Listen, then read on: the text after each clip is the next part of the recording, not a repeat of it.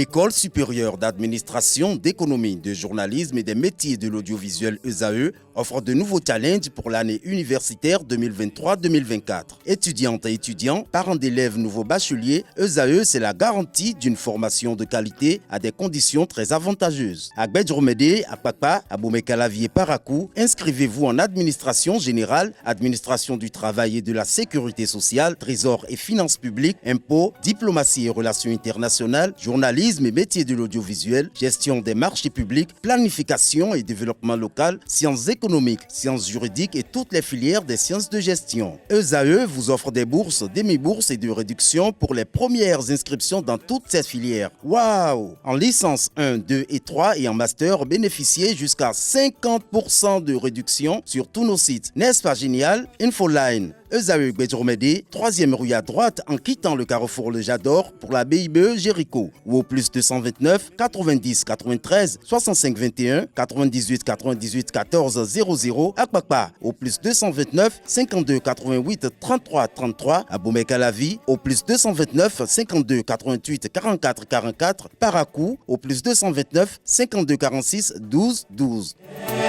ESAE, l'excellence à un an. Bon, moi, je pense que la cause de notre sous-développement n'est pas due au fait que l'Afrique, il n'y a pas une limitation des naissances, mais à cause de plusieurs autres facteurs, tels que la corruption, tels que le manque d'éducation de la population, où nous ne nous intéressons pas vraiment au développement du pays. Chacun veut quand même se remplir les poches au détriment de la population en général. Sinon, les naissances, je ne pense pas que ce soit une cause phare du sous-développement dans notre pays. D'une part, oui, parce que plus il y a d'effectifs au niveau de la population et moins nous avons de richesses, c'est-à-dire que ce soit de côté alimentaire, sécurité et autres, c'est-à-dire la misère et la pauvreté s'amplifient davantage compte tenu de l'effectif de la population.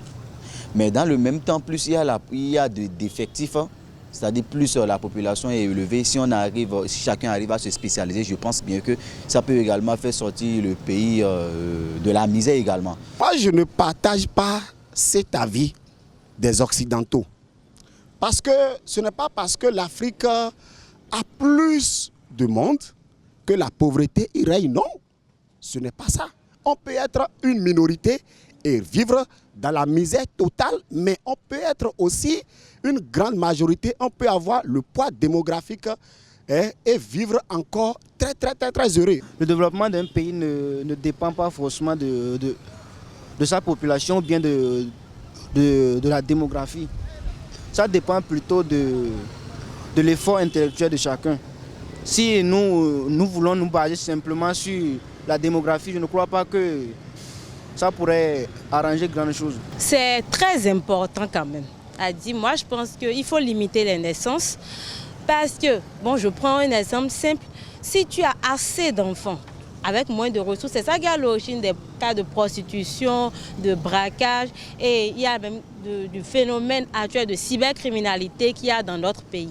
Donc, je pense que chaque famille doit quand même essayer de limiter les naissances en fonction de ses ressources pour éviter tous les déconvenus et les déviances qu'on a dans la société actuellement. Sur ce point, on peut dire un peu oui.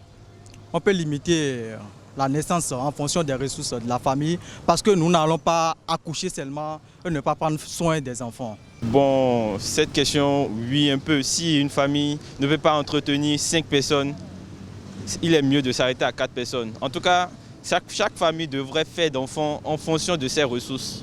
Quelles qu'en soient les conditions, on doit faire les enfants. Parce que nos parents, s'ils avaient dit qu'ils vivaient dans des conditions difficiles, qu'ils ne doivent pas faire d'enfants, nous, par exemple, on ne serait pas nés. Donc, quoi qu'en soient les conditions, on doit faire enfants, même si c'est 1 ou 2. Ça dépend du nombre de la population, ça dépend de l'ardeur, la détermination des fils de ce pays. De l'ardeur et la détermination des fils de ce pays, c'est ça. Naturellement. Parce que dans un pays comme le Bénin, par exemple, où je dirais que l'emploi n'est pas au débit comme nous le souhaitons, je pense bien que limiter la naissance devrait quand même nous aider. Parce que nous crions aujourd'hui qu'il n'y a pas d'emploi, il n'y a pas d'emploi. Mais s'il n'y a pas d'emploi que nous devons augmenter, je dirais, la population, je pense bien que ça ne va pas nous arranger. Donc limiter, oui, ça peut aider quand même au développement d'un pays. Oui, la première richesse d'un pays, c'est sa population.